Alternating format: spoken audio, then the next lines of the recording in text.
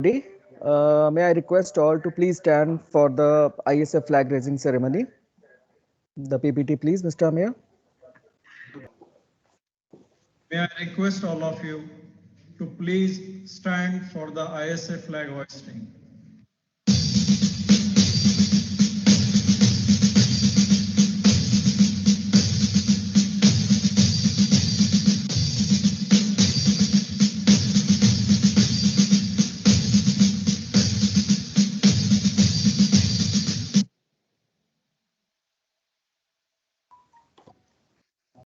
Good evening, ladies and gentlemen. And may I introduce myself first? I am Dr. Sanjoy Das, anesthetist in Hindurao Hospital, and I will be the host. I will be the host for you this evening. And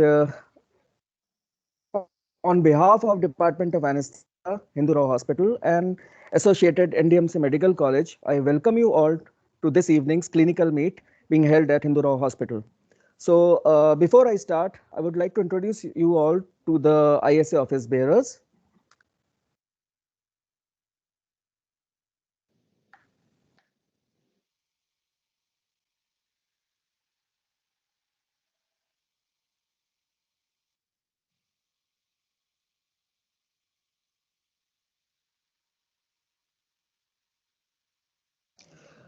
We begin with Dr. Rajiv Gupta, Governing Council Member, North ISA National.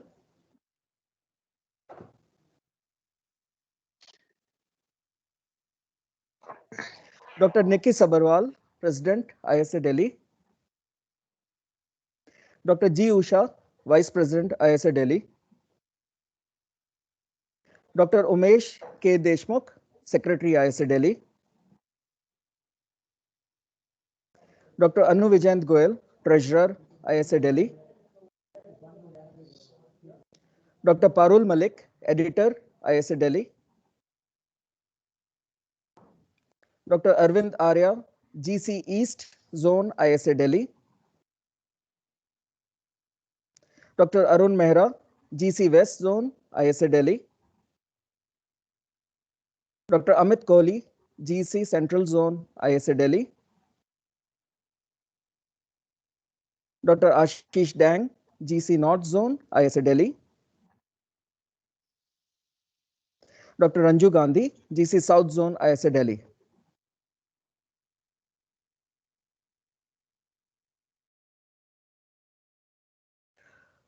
Before we begin with our session, I would request Dr. Nikki Sabharwal to kindly say a few words of encouragement to us. Dr. Nikki, please.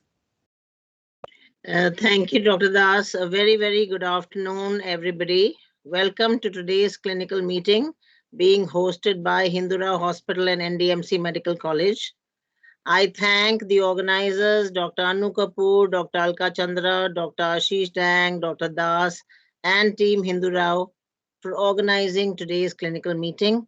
It's been very tough organizing these meets during these COVID times, but I'm happy to say that this is the second that Hindurao is organizing after the webinar that had been organized last month by them. And I'm very thankful to them for braving the tough times and organizing these very good scientific programs. So thankfully, now, with God's grace and the vaccination drive, the incidence of COVID cases is coming down. So we hope that, after some time, we will be able to meet physically. But these e-meetings have kept us going. So we should be thankful for this platform too. And we could, continue with some activity on this platform.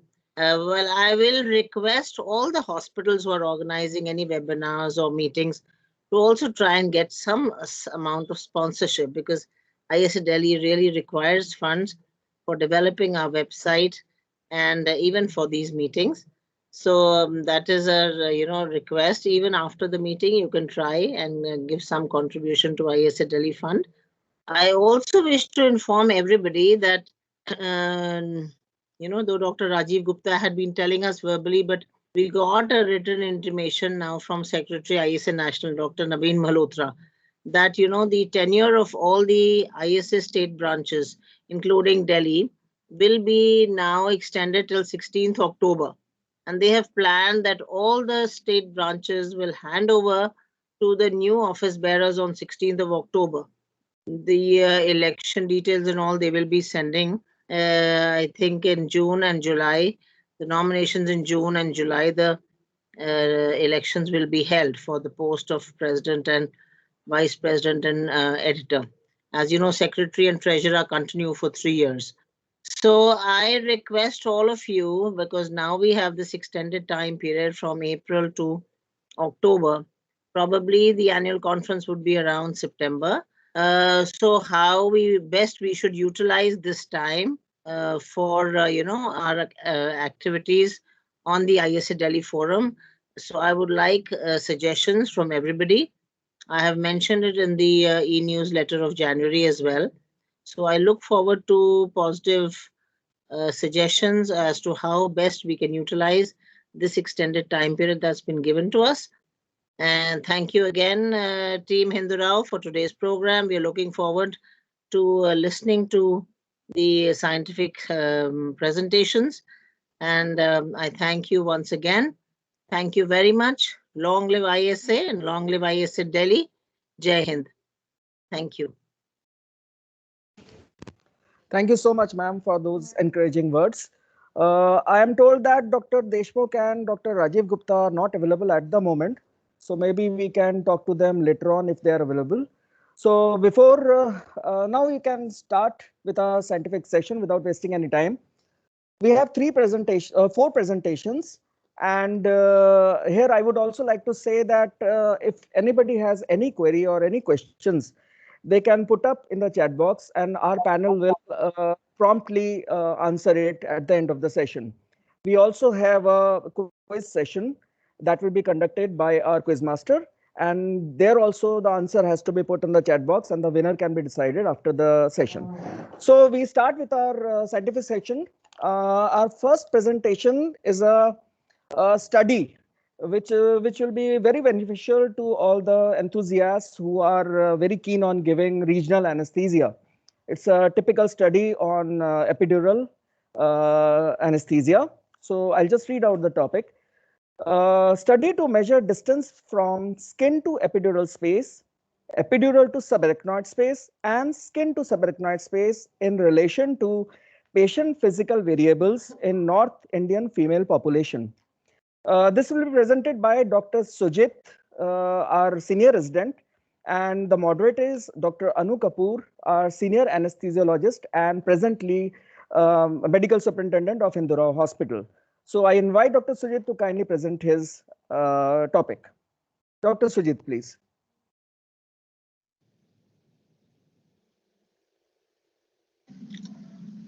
Good evening, everyone. I am Dr. Sujit Kumar. Today, my topic is a study to measure distance from skin to epidural space, epidural to subarachnoid space, and skin to subarachnoid space in relation to patient physical variables in North Indian female population.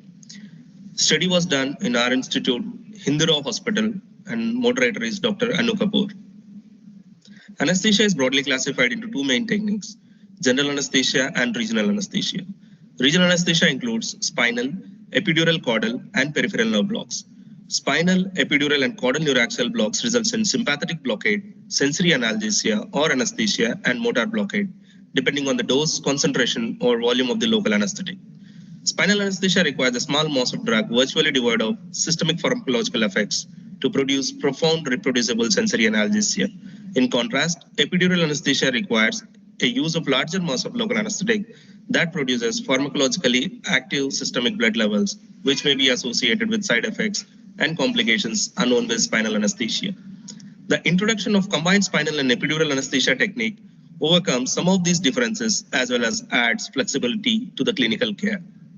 The depth of the epidural space beneath the skin surface demonstrates both interpatient and intrapatient variation, the latter at different levels of the spinal column. Similarly, accurate knowledge of the depth of the subarachnoid space before the needle insertion would facilitate the performance of subarachnoid blockade and lead to a decrease in complication rates such as multiple punctures.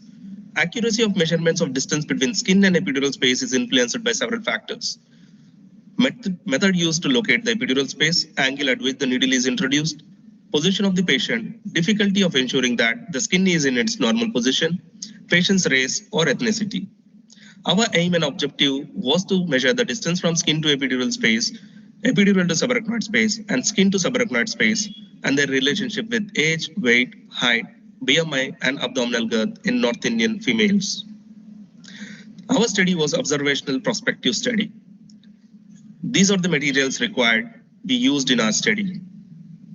The regular materials that were used for spinal and epidural anesthesia.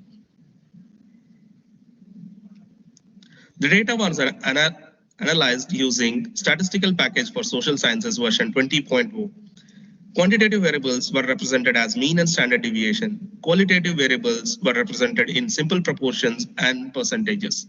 Independent sample t-test was employed for quantitative variables between two groups, whereas more than two groups, analysis of variance was employed. For categorical variables, Pearson chi-square test was employed. P less than 0.05 was considered significant between compared groups. The following patients were included in our study. The patients with age between 20 to 60 with the ASA physical status of 1 and 2 and who needed combined spinal and epidural anesthesia. These are the patients who were excluded from our study. Patients who were refusing to participate in the study, those who were suffering from disease of spinal cord and anatomical deformity of the spine, who had low backache, who had prior back surgery at the site of injection, patients with coagulopathy, cardiovascular diseases like severe mitral stenosis and aortic stenosis, patients with raised intracranial pressure. We allowed the patient to sit. L3, L4 space was identified and infiltrated with 2% lignocaine. A 18 gauge Tohi needle was inserted in the midline of L3, L4 intervertebral space at right angle to the skin and in a plane parallel to the surface of the surgical table. Epidural space was identified by loss of resistance to the air technique. Localization of epidural space, the part of the needle adjacent to the skin was marked with a sterile marker. Then a 27 gauge spinal needle was advanced through the epidural needle beyond its tip till it entered the subarachnoid space, which was identified by clear flow of CSF. Skin to epidural space and epidural to subarachnoid space was measured. Hyperbaric bupivacaine 0.5% was injected intrathecally. After withdrawing the spinal needle, epidural catheter was inserted 3 centimeters into the epidural space and secured to the skin. This is how we measured the distances in our study. Skin to epidural space distance was measured by marking a line with a sterile marker on Tohi needle at the level of the skin, and it was measured with the help of a ruler and recorded in millimeters. Epidural to subarachnoid space distance was obtained by noting the length of the spinal needle coming out of the epidural needle when the mark of the spinal needle coincides with distal end of the hub of the epidural needle. By adding these two distances, we get the distance of skin to subarachnoid space. This is the pictorial representation of how we measured the distances. Skin to epidural distance, epidural to subarachnoid distance. By adding these two distances, we get skin to subarachnoid distance. These are the characteristics of the study population. The age of the study population was in the range of 25 to 60 years with a mean of 44.13 plus or minus 7.69. Weight was in the range of 32 to 99 kilograms with a mean of 55.15 plus or minus 10.52 kg. Height was in the range of 142 to 169 centimeter with a mean of 154 plus or minus 5.78 centimeters. BMI was in the range of 14.61 to 42.29 kg meter square with a mean of 23.15 plus or minus 4.26 kg meter square. Abdominal girth was in the range of 68 to 112 centimeter with a mean of 82.91 plus or minus 7.51 centimeter. This is a table showing frequency of indications for the surgery. Most of the surgeries were lower abdominal surgeries. The table showing the distances we measured. Skin to epidural distance was in the range of 28 to 54 millimeters with a mean of 41.71 plus or minus 6.22 millimeters.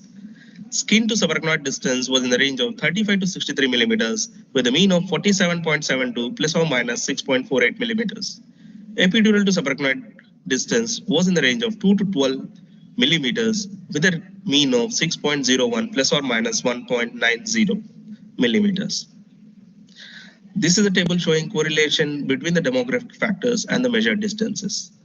We in our study had a significant correlation of weight with skin to epidural distance, skin to subarachnoid distance, and epidural to subarachnoid distance, and significant correlation of height and BMI and abdominal girth with skin to epidural distance and skin to subarachnoid distance, but not with epidural to subarachnoid distance. Age and height had no significant correlation with the measured distances.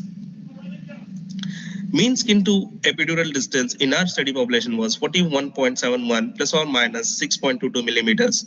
Hirabayashi et al. In their study had a mean SED of 4.2 plus or minus 0.4 centimeter in female population. The mean skin to subarachnoid distance in our population was 47.72 plus or minus 6.48 millimeters. Smita Prakash et al. Had a mean SSD of 4.55 plus or minus 0.66 centimeters in non-pregnant female subgroup population. Mean epidural to subarachnoid distance in our population was 6.01 plus or minus 1.90 millimeters. Basaiku et al. In their study had a mean ESD of 0.9 plus or minus 0.5 centimeters. Correlation between the age and measured distances. In our study, there is no significant correlation between the age and the measured distances. Basaiku et al. In their study also didn't find any statistically significant correlation between the age and the measured distances. Correlation between height and measured distances. In our study, we didn't find any statistically positive correlation between the height and measured distances. Basaiku et al. Also did not find any statistically significant correlation of the parturient's height with SSD and ESD. But there was a significant correlation between skin to epidural distance and height of the parturients. Correlation between the weight and the measured distances. We in our study, the mean weight of our study population had a significant correlation with the measured distances. Palmer et al. Also had a positive correlation between the patient's weight and skin to epidural distances. Correlation between the BMI and the measured distances. In our study, BMI had a significant correlation with skin to epidural distance and skin to subarachnoid distance, but not with epidural to subarachnoid distance.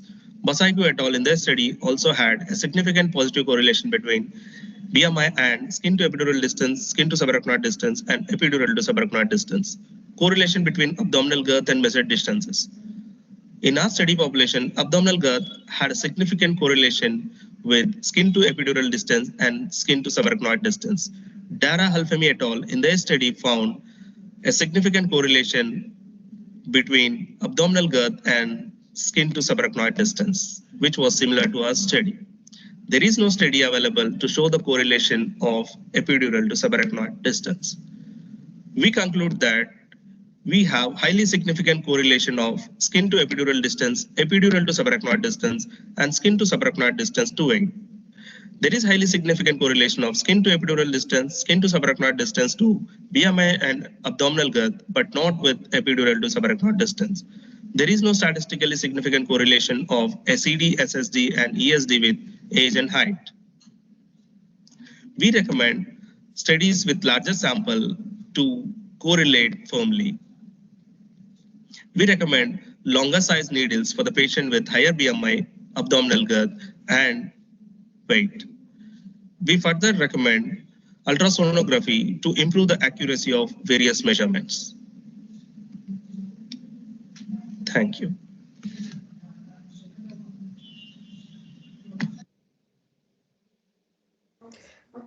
Thank you, Dr. Sujit, for that very informative topic. I'm sure many people must have, those who are very keen on giving epidural anesthesia will find it very interesting and useful for them. So now we move on to our next topic. It also deals with epidural anesthesia, but with a different scenario. A very interesting scenario. I think many people must have faced it previously or may find it, may face it in future also. So I'll just read out the topic. This is epidural anesthesia for pleurocutaneous window in a patient with massive empyema. This topic will be presented by Dr. Hemant Vanjare, senior resident in our department, and the moderator is Dr. Alka Chandra, head of the department of Indore Hospital. So I would like to invite Dr. Hemant to kindly present his topic. Dr. Hemant, please.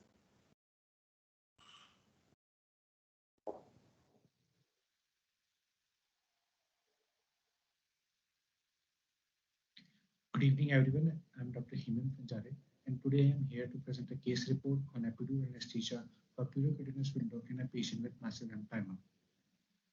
Pleurocutaneous window is an acceptable method for treatment of optimal drainage of chronic empyema. It is very challenging for anesthetists as such patient belongs to a high risk group. They have altered physiological parameters and they have various respiratory problems. So the mode of anesthesia always being debatable in such surgeries. Here we present a case of 37-year-old male patient who presented with the complaints of dyspnea on mild exertion, cough with expectoration, and fever. He was a chronic smoker with a height of 162 centimeter and the weight of 60 kgs. On examination, there was a rapid and labored breathing at the rate of 32 breaths per minute. On examination of respiratory system, there was decreased air intake on the left side in all the areas and decreased air entry in the right infragastric region. Then the X-ray was done, which revealed a large homogeneous opacity on the left side with a bulle on right upper zone. Then the chest CT was advised, which revealed empyema of the left lung having a suspected tubercular etiologies and hyperinflation of right lung showing large emphysematous area and large bulle on the right side with thickened enhancing partially calcified basilar and parietal pleura and associated crowding of the left-sided rib. Then the ABG was also done, which revealed respiratory alkalosis, pH of 7.47, PO2 of 70, PCO2 of 30 centimeter Hg, base excess of 3, and saturation of 96%. Preoperative PFT was also done, which revealed a moderate obstructive lung disease and also the presence of restricted lung disease with a no reversibility on administrating bronchodilator. ECG revealed inferior wall ischemia. So it was planned to make a pleurocutaneous window under anesthesia, maintaining hemodynamics under physiological limit. So the preoperative vital of the patients were pulse 90 per minute, blood pressure 140 by 96 mmHg, and saturation 96%. Now coming to the anesthesia management. As this was an emergency procedure, so there was no time for optimization of the lung function.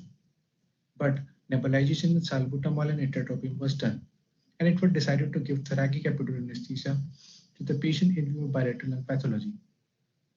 So a peripheral IVSS was achieved with wide bore cannula, ringer lactate was started, and standard monitoring which include 5V DCG, SpO2 monitoring, NIBP and temperature were established.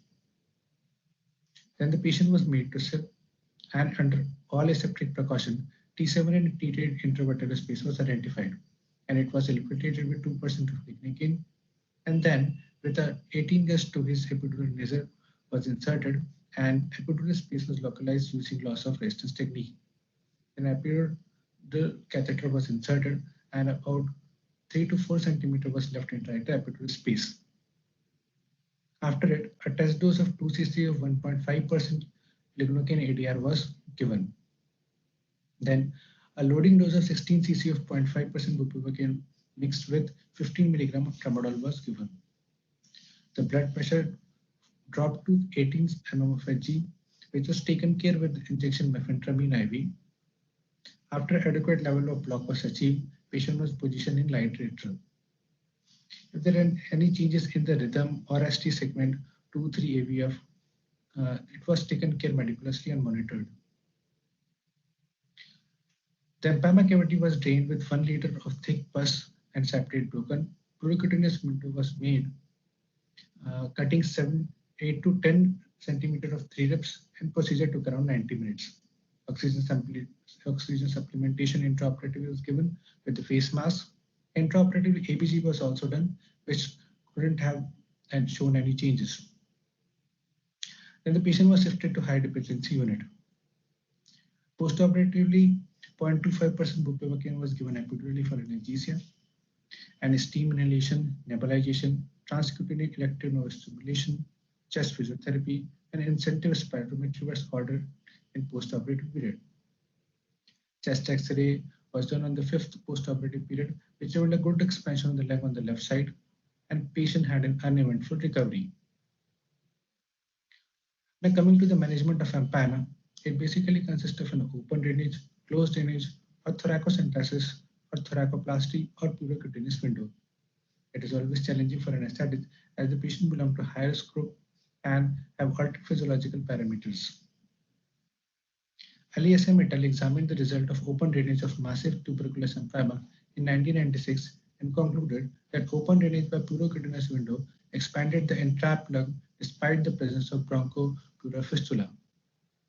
Similarly, a significant decrease in morbidity and mortality in high-risk patients undergoing epidural anesthesia and postoperative analgesia compared with the patient receiving high-dose narcotic anesthesia and parenteral narcotic analgesia has been documented by Younger and Scully. Then coming to the abnormal chest movement. Abnormal chest movement are seen where there is a breakage or discontinuity in the chest wall, as is seen in the pleurocutinous window.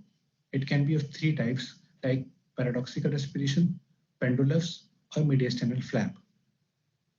In case of paradoxical respiration, during inspiration, the injured side is sustained, and during expiration, the opposite happens. In case of pendulum, during inspiration, lung on the normal side fills with the air partially from the trachea and partially from the affected lung, and vice versa happens during expiration. In case of mediastinal flap, during inspiration, the mediastinum shifts towards the lung, and during expiration, mediastinum shifts away from the lung. So, in all the cases of abnormal chest and lung movement, mechanical ventilation and general anesthesia is the treatment of choice.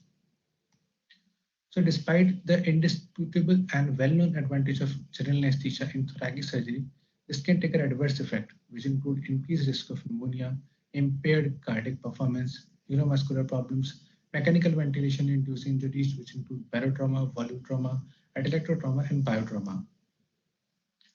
In order to decrease the adverse effect of general anesthesia, thoracic epidural was recently employed to perform awake thoracic surgical procedures, include CABG, management of pneumothorax, empyema, resection of pulmonary nodules, etc. The results achieved in the early series have been encouraging, although the indication and many pathophysiological aspects remain to be elucidated. In our case, the patient had associated with comorbidities like coronary artery disease, emphysematous changes in the other lung, and cough with expectoration. Hence, it was decided to go for thoracic epidural anesthesia, as general anesthesia would lead to problems due to pulmonary empyema, that is risk of tension pneumothorax, hyperdynamic inflation, hypercapnia, and pulmonary hypertension.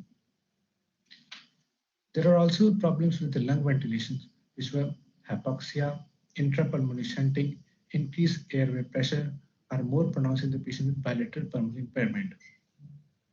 Local anesthesia was not an option because the patient was hypertensive with inferior wall ischemia. Open drainage does not result in pneumothorax because in most cases of empyema, it is associated with adhesion and thickening of visceral pleura that prevent the lung from collapsing. So the lack of literature leaves a dilemma whether to use one lung ventilation or spontaneous ventilation in this scenario. Generally, in patient of empyema, the healthy lung is isolated from the healthy lung is isolated to protect it against transbronchial spread of infection.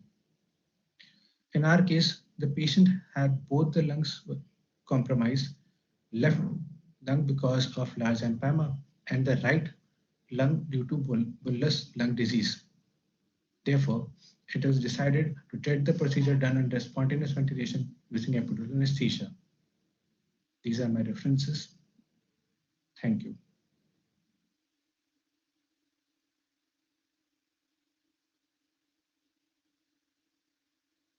Thank you, Dr. Hemant, for that very interesting topic of yours. So now we move on to our third topic. This is also a very interesting topic, and I am sure most of us must have faced this situation. It is about difficult intubation when you are running short of time and you are unable to intubate.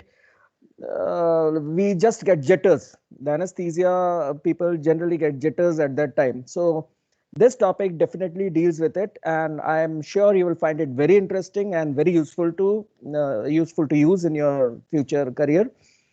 The topic is evaluation of the effectiveness of nasal prongs in maintaining apneic oxygenation in patients with simulated cervical spine immobilization. The presenter is Dr. Tanvi Bhardwaj, DNB student in our department, And the moderator is Dr. Ashish Dang, Senior Anesthesiologist in our department. Dr. Tanvi, to please present your topic.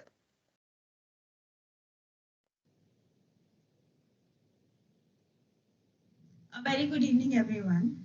I'm Dr. Tanvi Bharadwaj, and my topic today is evaluation of the effectiveness of nasal prongs in maintaining apneic oxygenation in patients with simulated cervical spine immobilization under the guidance of Dr. Ashish Dang. Apneic oxygenation as a concept has been described in the medical literature for more than a century now under different names like apneic diffusion oxygenation, diffusion respiration, and mask flow ventilation. Its first scientific description was by Walhard in the year 1908, but it was in the year 1959 that Frohman, Epstein, and Cohen first successfully documented the maintenance of oxygen saturation in their study on apneic oxygenation in man. Hagberg and Benimoff survey management describes apneic oxygenation as oxygenation using only the difference in the rates of excretion of carbon dioxide and the absorption of oxygen as the driver of gaseous flow. So basically at the alveolar level, oxygen is being absorbed at about 250 milliliters per minute even during apnea as compared to a mere 8 to 20 milliliters per minute of carbon dioxide that is moving inside the alveoli. And this difference in the movement in the gases leads to a relatively negative pressure inside the alveoli, which causes mass entrainment of oxygen-rich gas that is present in the airway inside the alveoli. And this phenomenon is known as apneic oxygenation. With this background in mind, we designed this study to evaluate the efficacy of nasal prongs in maintaining oxygen saturation of more than 95% during apnea in patients with a simulated cervical spine immobilization. Our primary objective was to compare the time till the saturation falls to 95% among the two groups, with one group receiving only pre-oxygenation and the other group receiving oxygen insufflation through nasal prongs in addition to pre-oxygenation. We also set out to determine the changes in the arterial blood gas parameters in pre-apnea and post-apnea periods and to determine any hemodynamic changes during apnea. The study was conducted in Hindu Rao Hospital after the approval of Hospital Ethical and Scientific Committee. It was a prospective and interventional randomized comparative double-blind study. Both male and female patients between 18 to 60 years of age belonging to ASA grade 1 and 2 undergoing elective surgeries under general anesthesia were included in the study. And any patients with anticipated difficult airway or history of airway obstruction were excluded from our study. We selected a total of 60 patients, and after careful history thorough examination, the patients were then prepared for OT and counseled regarding the study. And after written and informed consent, we randomized these patients into two groups of 30 patients each using a computer-generated random numbers table. The first group, the patient, that is the group P, the patients were pre-oxygenated with no nasal oxygen insufflation, whereas in the group PN, patients were pre-oxygenated along with nasal oxygen insufflation at the flow rate of 5 liters per minute. The patients were then induced with injection midazolam, fentanyl, followed by injection propofol and injection rocuronium. And as the patient became apneic, the time was noted as the start of apnea, starting point of apnea duration, and an initial ABG analysis was sent. 1 minute after the injection rocuronium, check laryngoscopy was done to view the glottic opening of the patients. And the patients with Cormack-Lehane grade 3 and 4 were excluded from the study, while the patients with modified Cormack-Lehane grade 1 and 2 were then proceeded with the study. Manual inline stabilization of cervical spine was done to simulate a difficult airway, and the apnea was maintained until the saturation fell to 95% or a time duration of 6 minutes with a saturation of 100%, whichever was earlier. This was taken as the end point of apnea duration, and a second ABG was sent at this point. All the patients were monitored for their mean arterial pressure, heart rate, and saturation all this while. The patients were then ventilated with 100% oxygen, and the resaturation time was noted. They were then intubated and proceeded as per the need of the surgery.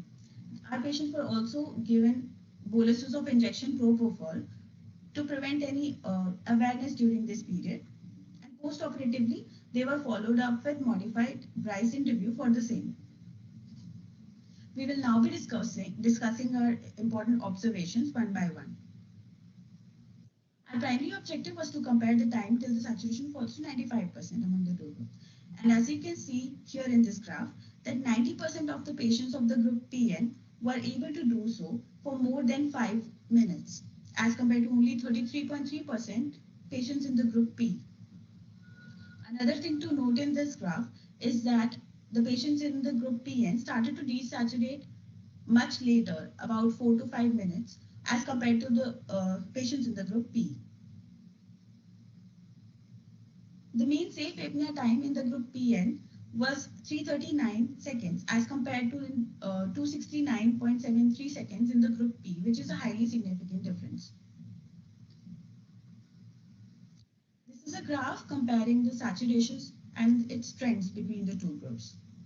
For the initial 2 minutes, the patients in both the groups were able to maintain a saturation of 100%. But as the saturation in the group P started to decrease, the difference between the saturations began to increase. By the 5th minute, there was a highly significant difference in the saturations of the two groups. Whereas by the 6th minute, all the patients who had desaturated to less than 95% during the apnea were then ventilated with 100% of oxygen, and their saturation was then brought back to 100%. We performed arterial blood gas analysis once at the start and once at the end of the apnea study period.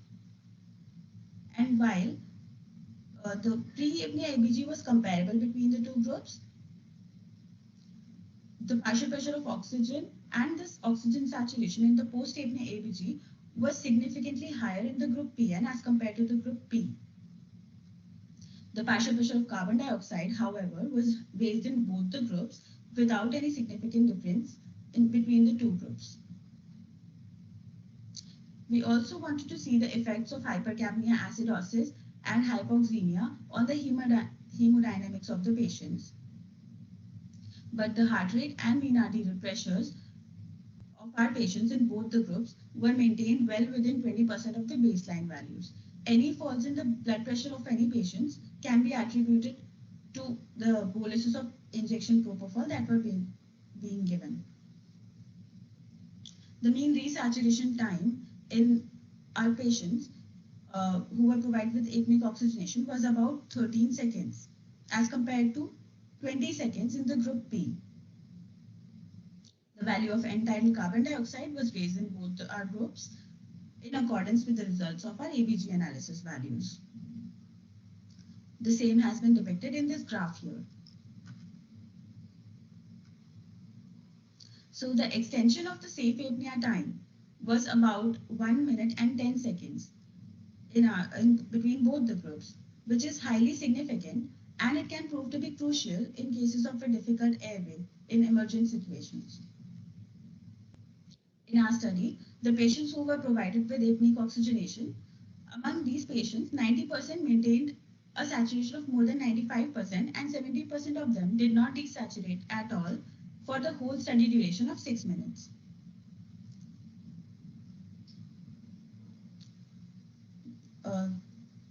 The decrease in the resaturation time in the patients who were provided with apneic oxygenation was probably because the oxygen filled dead space air that moved into the alveoli immediately on resumption of ventilation after apnea. Ramachandran et al. In their study also observed that the patients who were provided with apneic oxygenation had a delayed desaturation, increased safe apnea time, and a faster desaturation as compared to the patient who were not. Baraka and colleagues studied apneic oxygenation in moderately obese patients, but they used higher flows. They also came to a similar conclusion. A similar observation was made by Nishant Sahai et al. They used a flow rate of 10 liters per minute through nasal prongs, and they also noticed that the desaturation safety period was raised in the group that was provided with apneic oxygenation, and it was a significant difference. In our study, in the post-apnea arterial blood gas analysis, partial pressure of oxygen and oxygen saturation both were significantly higher in the group that was uh, provided with apneic oxygenation. While the difference in the partial pressure of carbon dioxide between the two groups was statistically insignificant, which infers that nasal prongs do not offer effective carbon dioxide clearance during apneic oxygenation, and especially at lower flows. In the study of Nishant Sahai et al., rise in the arterial carbon dioxide secondary to apnea was slower in oxygen supplementation group, as opposed to our study in which we observed no significant difference. It was probably due to the lower oxygen flows that were used in our study.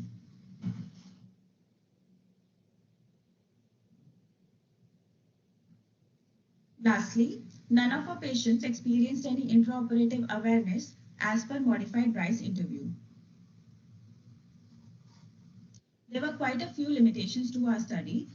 Firstly, a single oxygen flow rate of 5 liters per minute was taken for nasal oxygen insufflation. As the nasal prongs can be used for a range of flows, a systematic comparison of apneic oxygenation at different flow rates might help discover its employment in various clinical scenarios requiring oxygen therapy. Secondly, the patients that we studied belong to ASA grade 1 and 2 with simulation of difficult airway. And while it may give us an idea regarding the benefits, the use for more studies, the need for more studies determining apneic oxygenation in more realistic conditions is imperative. In our study, we used an apnea duration of 6 minutes and we were limited to that limit. But then there might be clinical scenarios in which the doctor might not be able to secure the airway for longer durations. So updated studies on effect of longer durations of apnea would provide a better understanding of apneic oxygenation.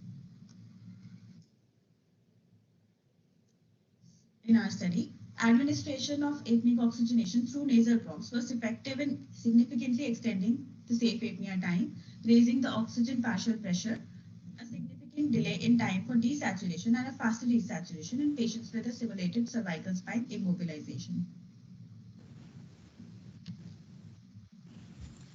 So nasal prongs are quite underrated tool in the airway management and can prove to be pivotal in buying precious time in various emergencies, even during this COVID pandemic, especially in a resource-limited hospital. Thank you. Thank you, Dr. Tanvi. Be assured, I'll definitely use your method whenever I anticipate a difficult intubation. And let's see how effective it is. Anyway, so now we move on to our last presentation. This is management of a COVID positive pregnant patient with thrombotic thrombocytopenic purpura, that is hemolytic uremic syndrome. This topic is definitely very useful in present times. And this is being presented by Dr. Shikha Gupta, our postgraduate student, and moderator is Dr. Shruti Sharma, assistant professor in our medical college. Dr. Shikha, to please present.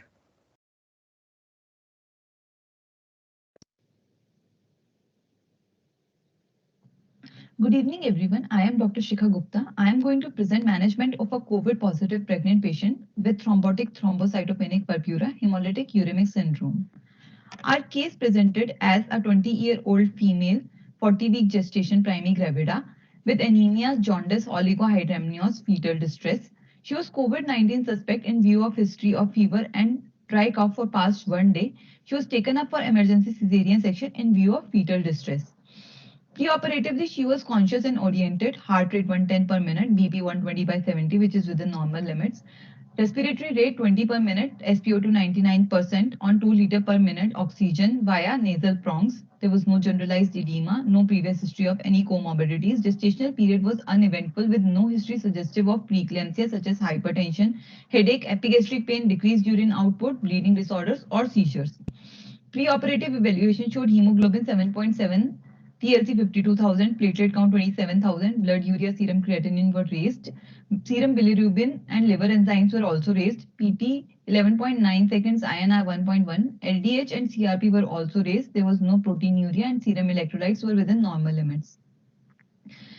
Intraoperatively, she was considered to be taken under GA in view of severe anemia, severe thrombocytopenia, which is also a contraindication of neuraxial anesthesia, also elevated liver enzymes, deranged renal function, and severe inflammatory condition with sepsis.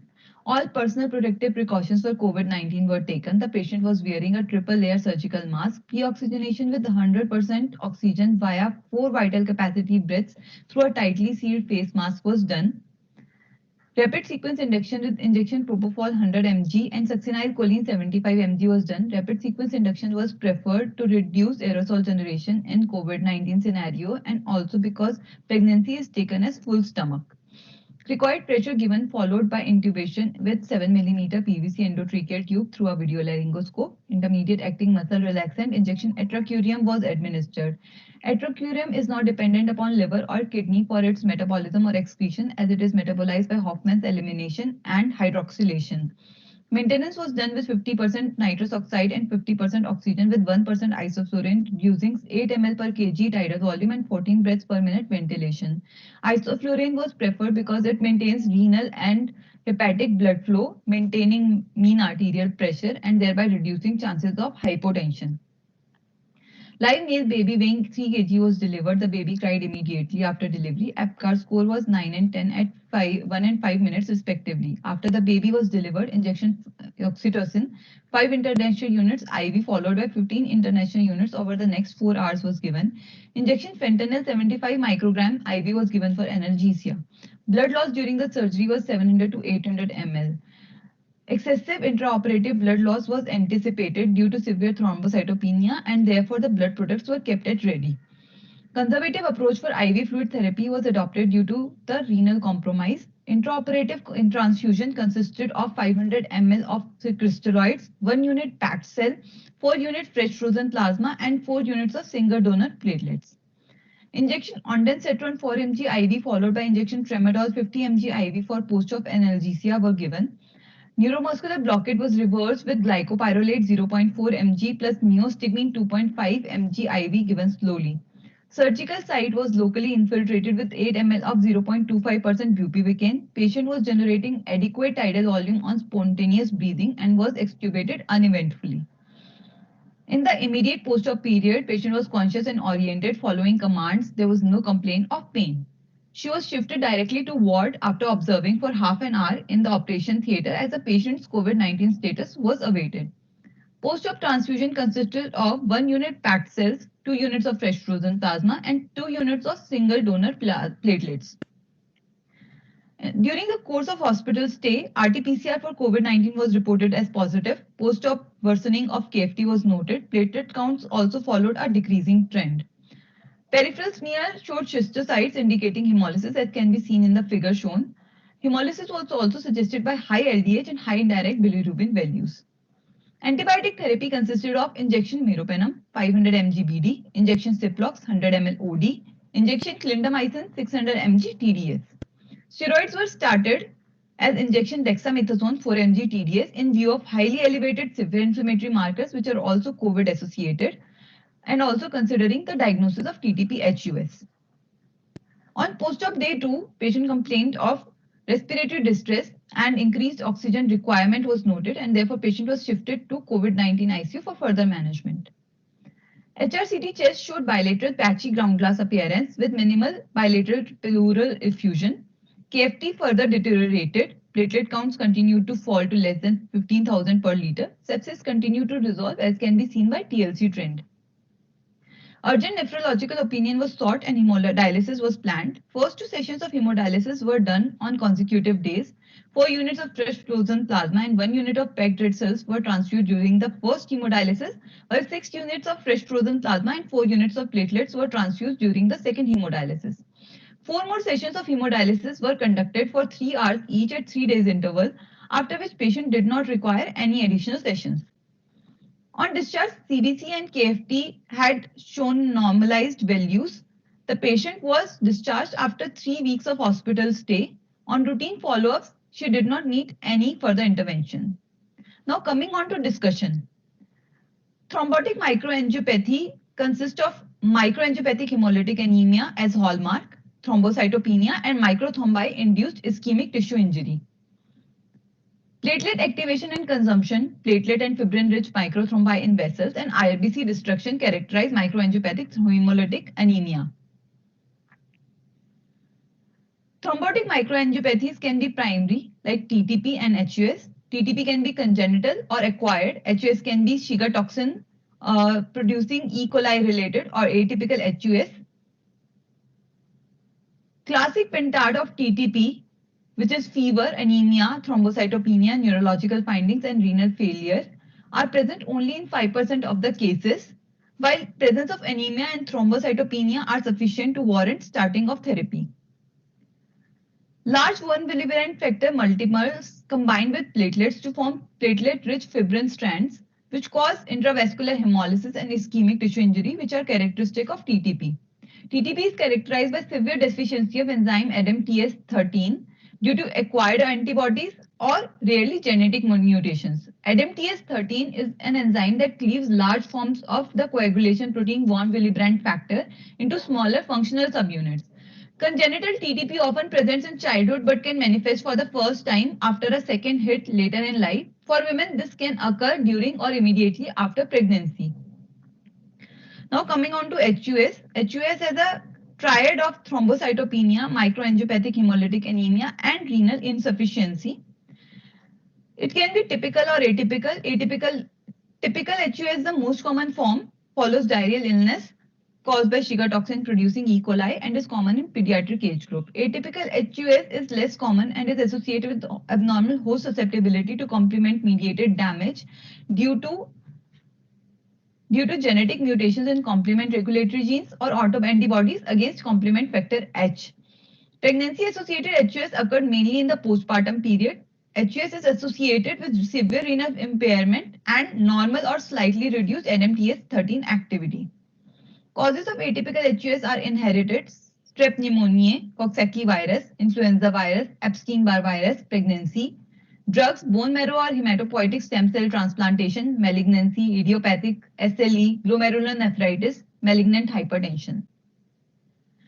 Diagnosing thrombotic microangiopathy. It is a clinicopathological diagnosis. The constellation of thrombocytopenia, anemia, and red blood cell fragmentation, that is schistocytes, on the blood film is sufficient to make the diagnosis. Early mortality is high without treatment. Other laboratory abnormalities are reticulocytosis, elevated lactate dehydrogenase, unconjugated hyperbilirubinemia, and low haptoglobin. The direct antiglobin test is usually negative. Coagulation tests are normal but may become elevated in severe diseases. Kidney biopsy can aid in identifying thrombotic microangiopathy, but typical histological findings are non-specific. ADAMTS13 testing can support a diagnosis of TTP. Without a definitive diagnostic test, atypical HUS is primarily a clinical diagnosis. Monitoring of patients is done by serial measurement of serum creatinine, urine analysis of protein, electrocardiography, troponin levels, and liver enzymes.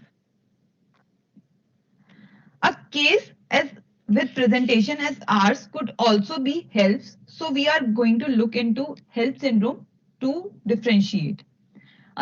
It is a serious complication in pregnancy.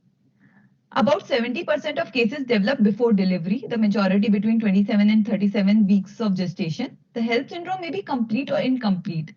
Complete HELLP syndrome is diagnosed by the presence of all three components: hemolysis, elevated liver enzymes, and low platelets, while incomplete HELLP syndrome can be diagnosed by the presence of one or two of the three components.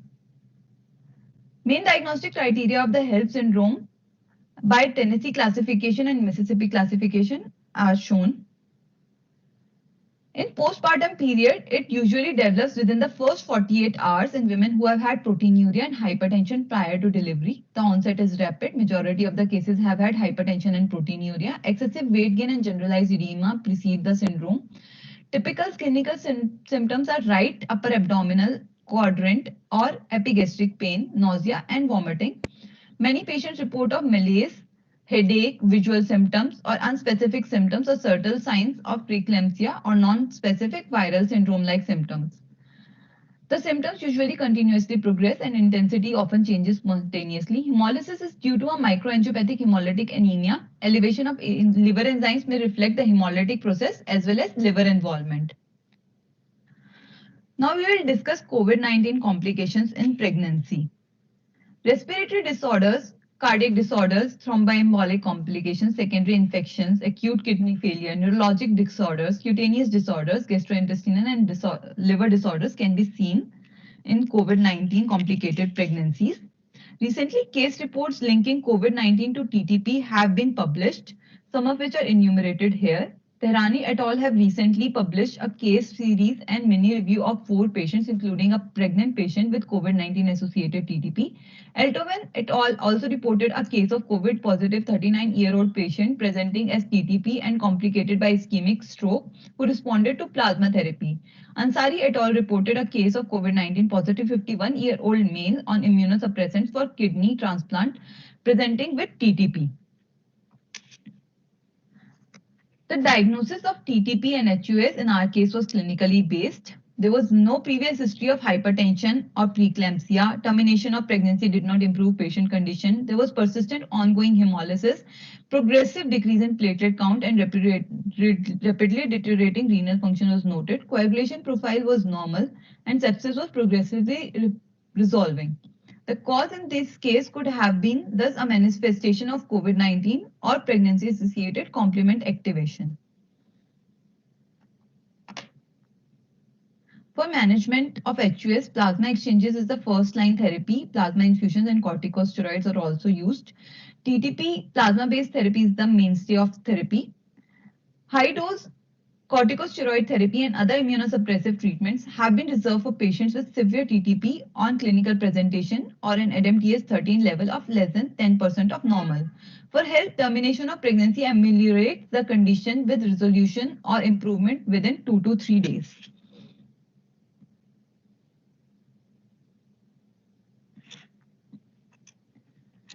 These are the references used for the case discussion. Thank you. Thank you, Dr. Shikha. I'm sure all our colleagues who are serving the COVID patients will definitely find it useful in their day-to-day practice. So now we move on to our next interesting portion of the session, that is the quiz. So I'll invite my quiz master, Dr. Neelam Singhal, to kindly conduct the quiz. Thank you, Das sir, for giving me this opportunity. It's a very interesting part of this session. So now let's proceed with the quiz. The rules are very simple. There are just 3 questions. 15 seconds to each questions.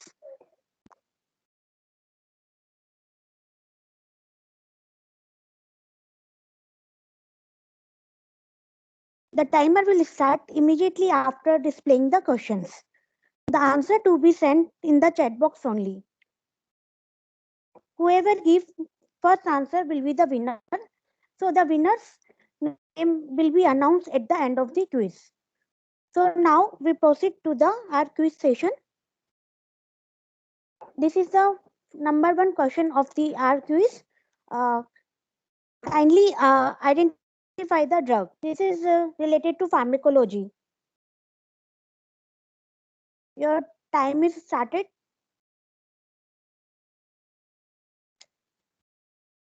The time is running up.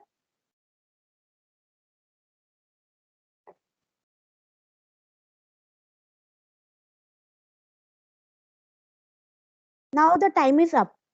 Now we move to the answer of this question. This drug is related to succinylcholine, which is made up of 2 molecules of the acetylcholine. Now we proceed to our second question.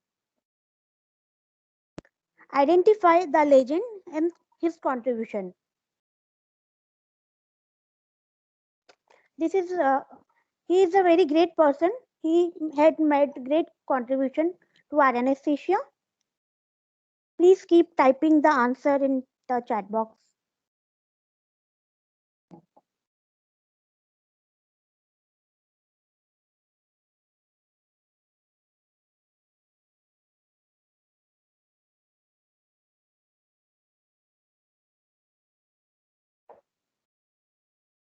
Now the time is over.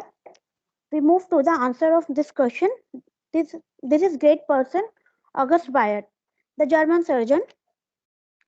On 16 August 1898, he performed first spinal anesthesia, and also he introduced first intravenous regional anesthesia, which is wire block. Now we proceed to our last question of this quiz session. Identify these apparatus shown in the figure. This is an old historical apparatus. Please keep typing the answer in the chat box.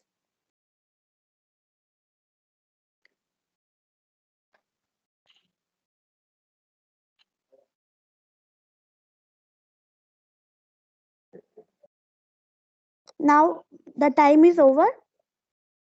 Now we proceed to the answer of that question. This is Clover portable ether inhaler anesthesia, which is used for regulating the dose of ether anesthesia. Now we end with the our quiz session.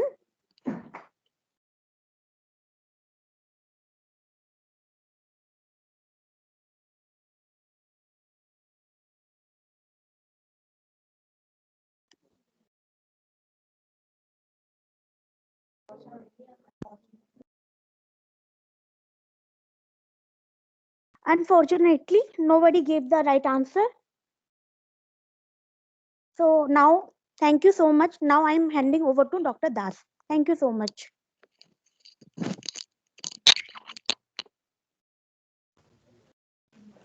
Thank you, Dr. Neelam. But to our bad luck, nobody could answer. Never mind. Now, before we wind up our session, I think Dr. Ma'am Nikki Sabharwal has definitely read my mind. I was really thinking that we are meeting almost after a year or so and on a virtual platform. But let me reveal a secret. We are definitely missing everybody, their physical presence at our institute, those hot pakoras, hot steaming cup of coffee. We are missing very much. But I'm optimistic. We will definitely win this battle against our Corona Behan. And with the help of vaccines, this will be a success. Our whole of our team has got vaccinated. So I would request everybody, please go ahead and get vaccinated. There's nothing to worry. We are all doing very fine. We are doing good.